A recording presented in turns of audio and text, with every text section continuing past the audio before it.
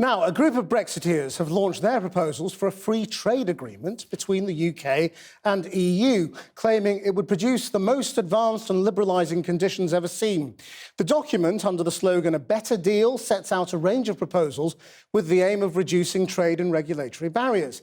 It calls for the UK and EU to recognise each other's regulations, agree rules on competition, state aid and subsidies for business, and for both sides to follow each other's labour and environmental standards. So, is it realistic or pie in the sky? Earlier, I spoke to one of the authors of the proposed deal, the lawyer and lobbyist Shanker Singham, who's become a trade guru for Brexiteers, and David Henig, UK director of the think tank, the European Centre for International Political Economy, and a former British trade official. I started by asking David Henig what he thought was wrong with Shanker Singham's proposed free trade agreement.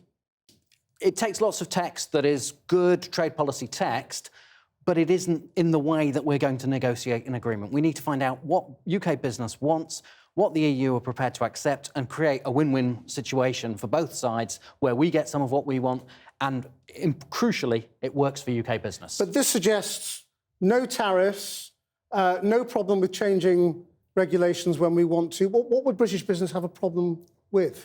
More importantly, it's unlikely the EU would give us this. So when do we have to make a choice? What choices do we make? It's great, the idea that cars can be tested in the UK, financial services, we can have the passport that you already get.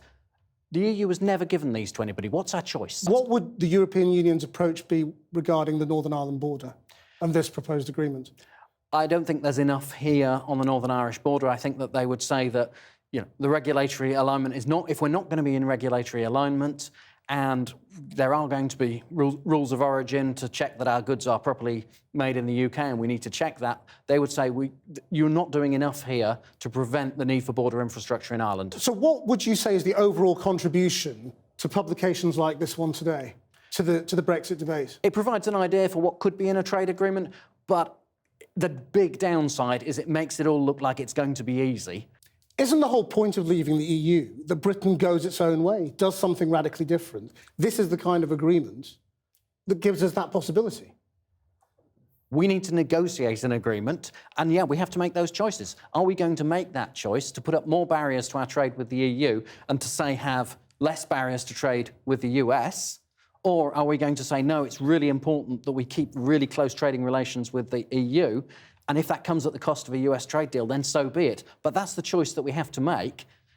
We need to move away from this idea that we can have our cake and eat it, as the phrase goes. David Henig, thank you very much.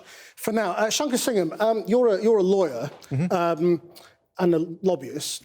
You've written a proposed deal that gives us extraordinary things. It means no tariffs with the European Union, no problem over the Northern Ireland border. Why is the government so incompetent as to not be able to do this themselves?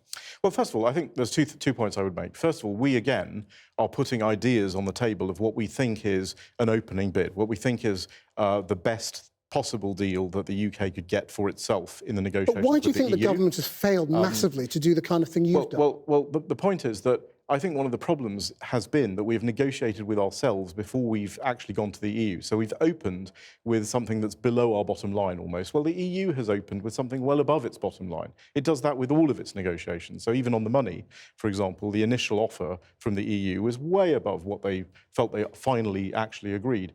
So I think we need to actually stop putting our opening bid to be something that is well above our bottom line. You're saying no problem with tariffs, no problem with the Northern Ireland border, all that stuff's nonsense.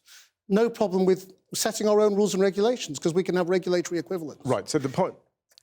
What makes you think the European Union would accept this? So the point is not that we're saying that we can do whatever we like and still have access to the single market. What we're saying is that we start off with the point of regulatory identicality. So we have as much deemed equivalence as we can negotiate for ourselves at the initial starting point, and then we agree a management of divergence mechanism that deals, because what we want. See, what you're doing is that thing that a lot of people do, which is you're bombarding us with jargon that makes it sound as if it's really easy. And the truth is, what's wrong with your proposal is that it makes ordinary people who believe in Brexit think this stuff's easy, there's no problem, here's an expert saying we can have it. You're making it up, aren't you?